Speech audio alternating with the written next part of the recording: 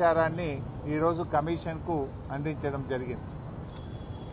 ఈ మధ్యకాలంలో మీడియాలో వస్తున్నటువంటి వార్తలు, తప్పుడు ప్రచారాలను దృష్టిలో పెట్టుకొని కమిషన్కు మరింత స్పష్టమైనటువంటి సమాచారాన్ని ఇవ్వాలని మా దగ్గర ఉన్నంత మేరకు, ఎందుకంటే మేము ఈరోజు ప్రభుత్వంలో లేము, డాక్యుమెంట్స్ అన్నీ కూడా ప్రభుత్వం దగ్గర ఉంటాయి.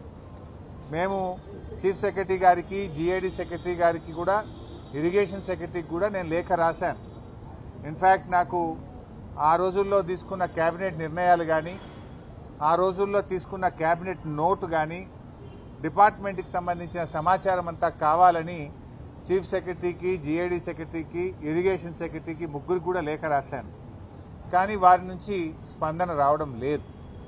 బట్ ఏది ఏమైనా మా దగ్గర అందుబాటులో ఉన్న సమాచారం, నా దగ్గర ఉన్నటువంటి పూర్తి సమాచారాన్ని క్రోడీకరించి ఈరోజు కమిషన్ వారికి ఒక నోట్బుక్ను, ఒక బుక్ను సబ్మిట్ చేయడం జరిగింది. సో మా దగ్గర ఉన్న సమాచారం ప్రకారంగా మేడిగడ్డ, అన్నారం, సుందిల్లా బ్యారేజీలకు సంబంధించి 6 సార్లు కేబినెట్ నిర్ణయాలు జరిగాయి. 6 సార్లు కేబినెట్లో ఆమోదం పొందిన పేపర్స్ అన్నీ కూడా ఈరోజు కమిషన్ వారికి అందించాం. అంతేకాకుండా 3 సార్లు శాసనసభ అప్రూవల్ కూడా పొందడం జరిగింది. ఆ 3 సార్లు శాసనసభ అప్రూవల్స్ ఎప్పుడెప్పుడు జరిగాయి, ఆ శాసనసభలో జరిగినటువంటి డాక్యుమెంట్స్, జరిగిన చర్చ, వాటన్నిటినీ కూడా ఈరోజు కమిషన్కు అందజేయడం జరిగింది. నార్మల్గా శాసనసభ అనేటువంటిది మొత్తం రాష్ట్రం యొక్క లెజిస్లేచర్ అప్రూవల్ అనేది కేబినెట్ కంటే కూడా ఇంకా ఉత్తమమైనటువంటిది. సో 6 సార్లు జరిగిన కేబినెట్ అప్రూవల్ వివరాలను, 3 సార్లు జరిగిన శాసనసభ అప్రూవల్ వివరాలను, చర్చ వివరాలను పూర్తి స్థాయిలో ఈరోజు కమిషన్ గారికి డాక్యుమెంట్లతో సహా మేము అందజేయడం జరిగింది. అయితే జనరల్గా కమిషన్ విషయాలు ఇంకా అది కమిషన్ ఈజ్ ఆన్ గోయింగ్ కనుక దాని వివరాలన్నీ కూడా మేము ఇప్పుడు బయట పెట్టలేము. అయితే ఆ డాక్యుమెంట్ ఇచ్చేసి రిసీవ్డ్ కాపీ మేము తెచ్చుకున్నాం. సందర్భం వచ్చినప్పుడు తప్పకుండా పూర్తి వివరాలు కూడా ఇస్తాం. సో క్లుప్తంగా 6 సార్లు కేబినెట్ అప్రూవల్, 3 సార్లు శాసనసభ అప్రూవల్ జరిగిన అన్ని డాక్యుమెంట్లను ఆధారాలతో సహా మేము అందించాం. ఇంతకు మించిన వివరాలు కూడా ఉన్నాయి వాస్తవానికి, కానీ ఈరోజు ప్రభుత్వం మాకు ఇవ్వడం లేదు. సరే, ప్రభుత్వం మరి కమిషన్కి ఇచ్చింది అని పత్రికల్లో చదివాం. ఇచ్చిందా లేదా మాకు తెలియదు.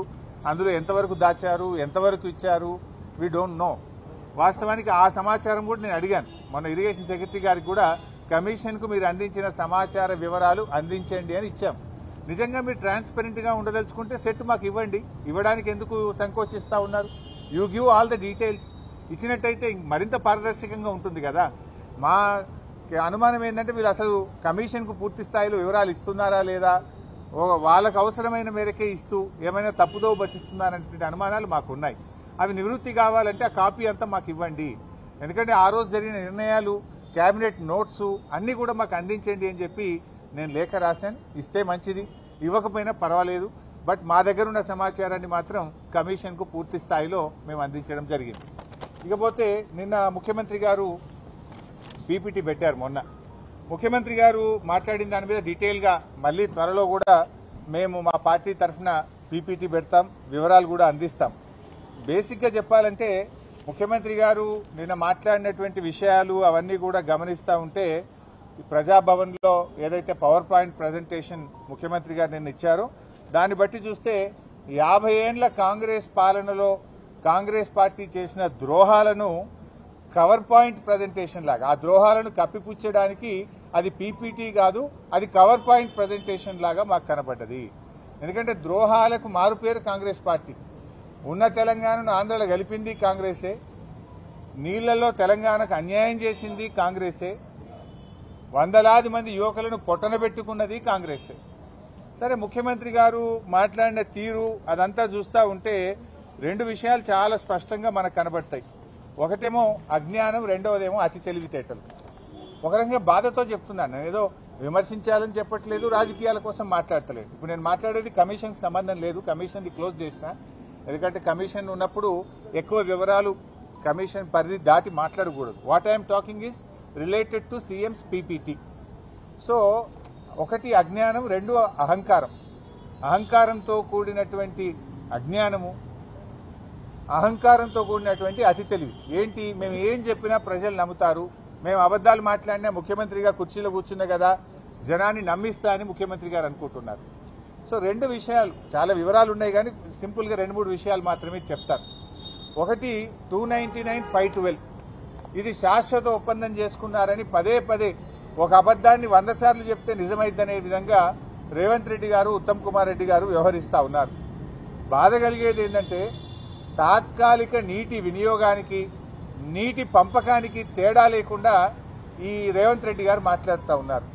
నీటి వినియోగం అనేది కేఆర్ఎంబీ చేస్తుంది, నీటి పంపకం అనేది ట్రిబ్యునల్ చేస్తుంది. నీటి వినియోగం అనేది ఆ సంవత్సరానికి మాత్రమే పరిమితమవుతుంది, నీటి పంపకం అనేది శాశ్వతమైనటువంటిది. మీరేం చెప్తారు? శాశ్వతంగా 299 సంతకం పెట్టారనే ఒక అబద్దాన్ని పదే పదే ప్రచారం చేస్తున్నారు. వాస్తవానికి ఆ 299 ఎక్కడి నుంచి వచ్చింది?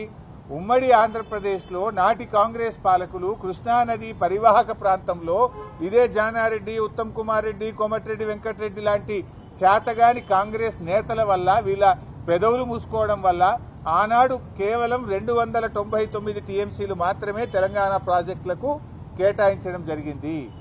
దానిని ఆనాటి శాసనసభలో 2014లో అప్పటి ముఖ్యమంత్రి కిరణ్ కుమార్ రెడ్డి గారు ప్రవేశపెట్టారు. అది శాసనసభ రికార్డులలో కూడా ఉంది. ఆనాటి కాంగ్రెస్ ప్రభుత్వం జస్టిస్ శ్రీకృష్ణ కమిటీకి ఇచ్చిన నివేదికలో కూడా అటు గోదావరిలో 968, కృష్ణాలో 299 టీఎంసీలు కేటాయించాము అని కూడా ఆ రోజు చెప్పారు. ముఖ్యమంత్రి గారు కూడా మాట్లాడుతూ 968లో గోదావరిలో మా కాంగ్రెస్ ఇచ్చింది అని మొన్న మాట్లాడిండు. మరి కృష్ణాలో 299 ఇచ్చి అన్యాయం చేసింది అనేటువంటి విషయాన్ని దాచిపెట్టే ప్రయత్నం రేవంత్ రెడ్డి గారు చేశారు. బట్ అయినా ఇలా సింపుల్ క్వశ్చన్ అండి, చిన్న 10వ తరగతి పిల్లవాడిని అడిగినా చెప్తారు. స్ట్రైట్ అండ్ సింపుల్, అర్థం చేసుకోవడానికి చాలా సింపుల్. మరి శాశ్వత ఒప్పందం కేసీఆర్ చేసి ఉంటే సెక్షన్ 3 కోసం కేసీఆర్ ఎందుకు అడుగుతాడు? What is section 3? నీళ్లలో పునః పంపిణీ చేయాలి. తెలంగాణ, ఆంధ్రప్రదేశ్ మధ్య కృష్ణా నదీ జలాలను పునః పంపిణీ చేయాలి. నది యొక్క పరివాహక ప్రాంతం ఆధారంగా నీళ్లు పంచాలని కేసీఆర్ అడిగిండు. ఎప్పుడు అడిగిండు కేసీఆర్? రాష్ట్రం ఏర్పడ్డ 42వ రోజు అడిగిండు. జూలై 12వ తేదీ నాడు ఢిల్లీలో సెక్షన్ 3 కింద నీళ్లు పంపిణీ చేయండి, మాకు 299 ఇచ్చి అన్యాయం చేశారు, మా తెలంగాణకు 69% నదీ పరివాహక ప్రాంతం ఆధారంగా నీళ్లు కేటాయించాల్సిందే, ఇది మా హక్కు అని కేసీఆర్ రాష్ట్రం ఏర్పడ్డ 42వ రోజు వేశాడు. మరి నేను అడుగుతున్నా, 299కి శాశ్వతంగా ఒప్పుకుంటే సెక్షన్ 3 ఎందుకు అడుగుతాడు? సెక్షన్ 3 విషయంలో ఉమాభారతి గారిని స్వయంగా కలిశారు, గడ్కరీ గారిని స్వయంగా కలిశారు, షెకావత్ గారిని కలిశారు, ప్రధానమంత్రిని కూడా కలిశారు. పలుమార్లు పోరాటం చేసి సుప్రీంకోర్టు గడప దొక్కి కేంద్రం మెడలు వంచి సెక్షన్ 3 సాధించింది కేసీఆర్. సో ఇవాళ రేవంత్ రెడ్డి అర్థం చేసుకోవాల్సింది ఏంటంటే, నీటి పంపకం అనేటువంటిది ట్రిబ్యునల్ చేస్తుంది, ఆ ట్రిబ్యునల్ ను సాధించింది కేసీఆర్. ఈ రోజు మనకు 763 టీఎంసీల కోసం మన న్యాయవాదులు, మన ఇరిగేషన్ శాఖ పోరాటం చేస్తుంది. దాని మీద మీరు దృష్టి పెట్టాలని చెప్పి నేను కోరుతా ఉన్నా. మీ అలా బోర్డు అనేటువంటిది తాత్కాలిక నీటి వినియోగం మాత్రమే నిర్ణయిస్తుంది. ఇదే రేవంత్ రెడ్డి ప్రభుత్వం వచ్చి ఇప్పుడు 20 నెలలైంది. వీళ్ళు కూడా ఇదే రేవంత్ రెడ్డి సంతకం పెట్టి వచ్చిండు 66, 34కు ఓకే. మరి 2024-25 సంవత్సరంలో 299 టీఎంసీలు చాలని, 34% చాలని ఉత్తమ్ కుమార్ రెడ్డి, రేవంత్ రెడ్డి సంతకం పెట్టొచ్చిండ్రు. మీరెట్లా సంతకం పెట్టిండ్రు? మరి అంటే అది ఆ వాటర్ ఇయర్ కు తాత్కాలిక ఒప్పందము. ట్రిబ్యునల్ ముందు అవార్డు పైన ఈ రోజు ఆర్గ్యుమెంట్స్ అయిపోయినాయి, ఇంకొక 6 నెలల అవార్డు వస్తుంది. ఇలా కేసీఆర్ సాధించిండు. మీరు మంచి వాదనలు వినిపిస్తే 5-6 నెలల్లో కృష్ణా నదిలో మనకు బ్రహ్మాండమైన వాటా రాబోతా ఉంది. నేను అందువల్లనే మీతో కోరేది, ఆలోచించి ఇప్పుడు మంచి వాదనలు వినిపించి మీరు కృష్ణా నదిలో మన వాటాను సాధించండి. అనవసరంగా అహంకారంతోనో వెటకారంను చాలించండి. తెలంగాణకు ఉపకారం చేసే మంచి బుద్ధితో నడుచుకోవాలని చెప్పి నేను రేవంత్ రెడ్డిని కోరుతా ఉన్నా. చెప్తాను. వెటకారం, అహంకారం కాదు, కావాల్సింది తెలంగాణకు ఉపకారం. ఆ బుద్ధితో ఆలోచించండి.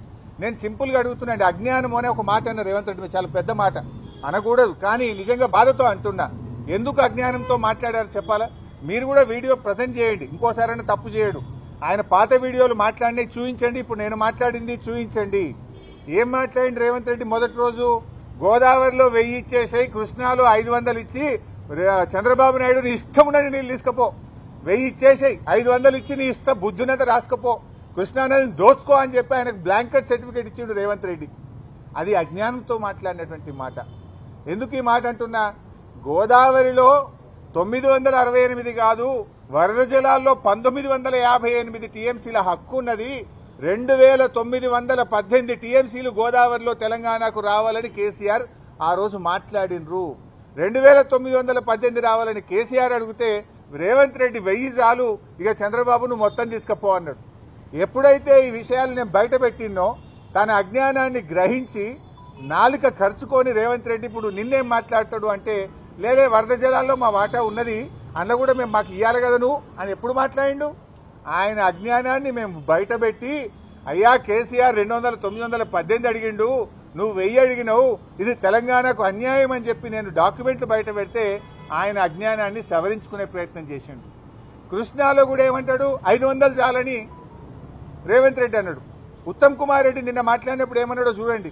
నిన్న పీపీటీలో ఉత్తమ్ కుమార్ రెడ్డి ఏమంటాడు, 573 టీఎంసీల కోసం ట్రిబ్యునల్ ముందు మా న్యాయవాదులు వీరోచిత పోరాటం చేస్తుండ్రు అన్నాడు. నేను రేవంత్ రెడ్డి అజ్ఞాని అనుకున్నా గానీ ఉత్తమ్ కుమార్ రెడ్డి కూడా ఇంత పైలట్ చదువుకున్నోడివి, కనీసం 20 నెలలైంది నువ్వు నీళ్ల మంత్రి అయి, గది కూడా అవగాహన తెచ్చుకోకపోతే నేను బాధపడతా ఉన్నా, చింతిస్తా ఉన్నా. ఎందుకు ఈ మాట అంటున్నా అంటే, ట్రిబ్యునల్ ముందు మన అడ్వకేట్లు 763 టీఎంసీలకు వాదనలు వినిపిస్తున్నారు.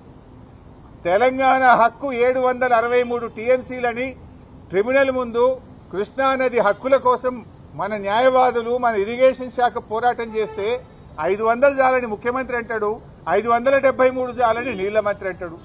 మీరు అసలు ఏం మాట్లాడుతున్నారు? అంటే మీ మాటలు ఈ రాష్ట్ర ప్రయోజనాలకు గొడ్డలి పెట్టు, నష్టం జరుగుతాయి, ఈ రాష్ట్రానికి అన్యాయం చేస్తా ఉన్నారు. ఈ రాష్ట్రానికి ఏంది మీరు? అసలు చంద్రబాబు నాయుడు చెప్పినట్టు పని చేస్తుండ్రా? ఈ రాష్ట్రం కోసం పని చేస్తుండ్రా? 500 చాలు, 573 చాలు అనేటువంటి మాటలు అజ్ఞానంతో కూడినటువంటి మాటలు.